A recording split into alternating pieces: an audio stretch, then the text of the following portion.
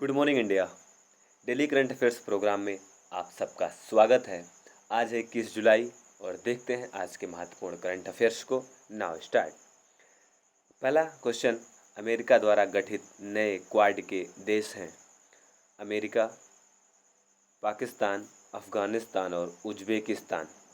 अभी हाल ही में अमेरिका ने एक क्वाड ग्रुप का गठन किया है और इस क्वाड ग्रुप का उद्देश्य है, उन्होंने अपने ऑफिशियल साइट पर लिखा है कि इस ग्रुप का उद्देश्य ये है कि हम क्षेत्रीय शांति, क्षेत्रीय बातचीत और अफगानिस्तान में शांति बहाल करने के लिए इसका गठन कर रहे हैं। लेकिन इसका एक हिडन एम ये है कि किस तरीके से पाकिस्तान को हैप्पी रखा जाए और जो मध्य एशिया है वहाँ पर अमेरिका अपना प्रभुत्व को लंबे दिनों तक बनाए रखे।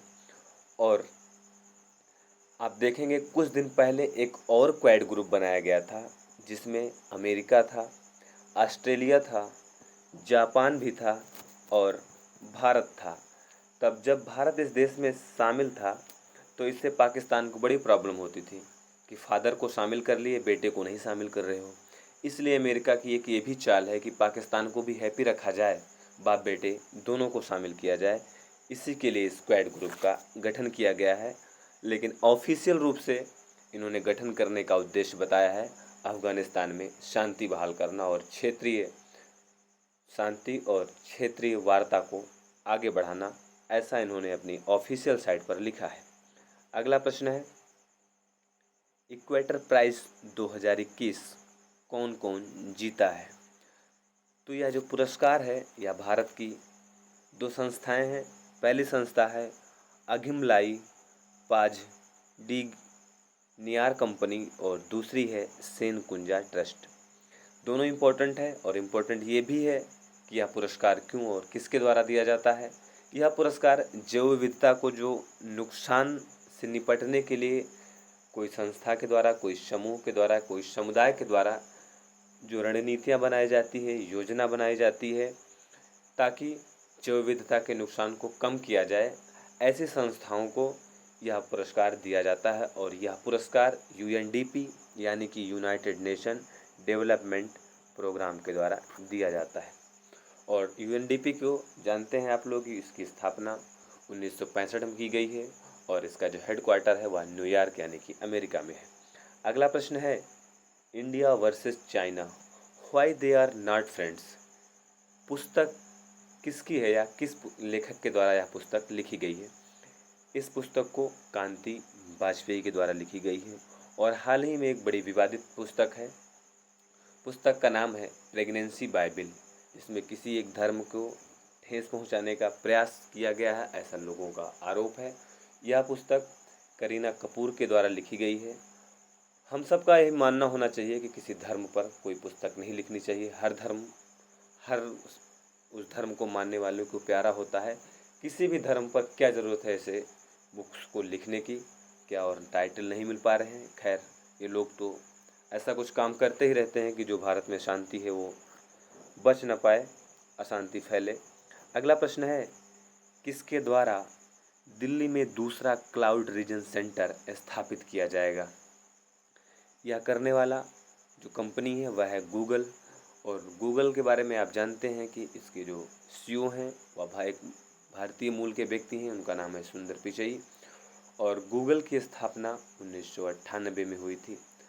और थोड़ा सा साइंस टेक से रिलेटेड कुछ बातें और जान लेते हैं, जैसे कि अभी आई फैमिलिया एक अभियान चलाया गया था और इस अभियान को इंटरपोल के द्वारा चलाया गया था। और आई फैमिलिया का उद्देश्य था कि लापता व्यक्तियों की पहचान करना। इसी तरीके से ऑपरेशन ट्रोजन सील भी इंटरपोल के द्वारा ही चलाया गया था। इसका उद्देश्य था कि वैश्विक स्तर पर जो आतंकी हैं, जो विश्व के लिए खतरा है, थ्रेट हैं, उनको पकड़ना। अगला प्रश्न है, ओलंपिक पुरस्कार किसे मिला? उत्तर होगा मोहम्मद यूनुस। और मोहम्मद यूनुस का संबंध बांग्लादेश से है। और कुछ जानते हैं, एक अभी हम्बोल्ट रिसर्च अवार्ड मिला है, यह भारतीय व्यक्ति हैं, वह हैं कौशिक बसु। अगला प्रश्न है, एडीबी ने भारत का आर्थिक विकास पुनः कितना किया, यानी कि इसके पहले भी एक आर्थिक अनुमान एडीबी के द्वारा यानी कि एशियन डेवलपमेंट बैंक के द्वारा किया गया था। अब उन्होंने अपने अनुमान को घटा दिया है, तो अब यह नया अनुमान उन्होंने 10% किया है। जानकारी के लिए बता दूं, आप सबको पता भी होगा कि इसके पहले एडीबी ने यानी कि एशियन डेवलपमेंट बैंक ने भारत के आर्थिक विकास को 11% पर नियत किया था। और आप जानते हैं एडीबी की स्थापना 1966 में हुई और इसका जो हेडक्वार्टर है वह मनीला यानी कि फिलीपींस में है। और एडीबी का उद्देश्य आर्थिक सामाजिक विकास को बढ़ावा देने के लिए कार्य करना। अगला प्रश्न है, कांस्य वृत्तचित्र पुरस्कार किसे मिला? तो यह जो पुरस्कार है वह पायल कफाड़िया को मिला है। अगला प्रश्न है, विश्व का सबसे बड़ा तैरता सौर पार्क कहाँ स्थापित होगा? तो यह पार्क जो है यह सिंगापुर में स्थापित होगा। और इसके साथ एक नई बात यह है कि भारत का जो सर्वाधिक बड़ा तैरता हुआ सोलर पार्क है वह गुजरात में स्थापित होगा। और सिंगापुर से एक बात इम्पोर्टेंट और है कि भारत में जो सर्वाधिक इन्वेस्ट करने वाला देश है वह भी सिंगापुर है। और भारत के गुजरात राज्य में सर्वाधिक एफडीआई आई है हाल के वर्ष में, ये भी इम्पोर्टेंट है। अगला प्रश्न है, नोरो वायरस का केस किस देश में मिला? अभी दुनिया कोरोना वायरस से परेशान है, ऐसे में एक नए वायरस ने दस्तक दिया है, उसका नाम है नोरो वायरस और यह यूके यानी कि यूनाइटेड किंगडम यानी कि ब्रिटेन में नोरो वायरस का अटैक हुआ है। अगला प्रश्न है, एक ब्लॉक एक योजना किस राज्य की है? हरियाणा। आप देख रहे हैं हरियाणा लगातार करंट अफेयर्स दे रहा है, लगातार सुर्खियों में बना है। तो यह एक ब्लॉक और एक योजना हरियाणा सरकार ने लॉन्च किया है। इसका उद्देश्य यह है ग्रामीण उद्योगों को बढ़ावा देना। और अभी आप देखेंगे कि एक प्रागैतिहासिक काल की गुफा को भी खोजा गया है और वह गुफा भी हरियाणा में ही मिली है। आप देख रहे हैं कि ऑक्सीवन योजना भी हरियाणा सरकार के द्वारा चलाया गया। भारत का पहला ग्रेन एटीएम यानी कि अनाज एटीएम में, भी तक एटीएम से पैसे मिलते थे, अब एटीएम से अनाज मिलेंगे। यह भी पायलट प्रोजेक्ट हरियाणा में ही चलाया गया। और 2022 तक यह करंट अफेयर्स में रहेगा क्योंकि खेलो इंडिया यूथ गेम का आयोजन जो 2022 में होने वाला है यह भी हरियाणा में ही होगा। और ओलंपिक विजेताओं को हरियाणा, जो हरियाणा राज्य के निवासी हैं, उनको 5 करोड़ रुपए का नगद इनाम देगा। अगला प्रश्न है, पेड्रो कैस्टिलो किस देश के नए राष्ट्रपति बने हैं? उत्तर पेरू।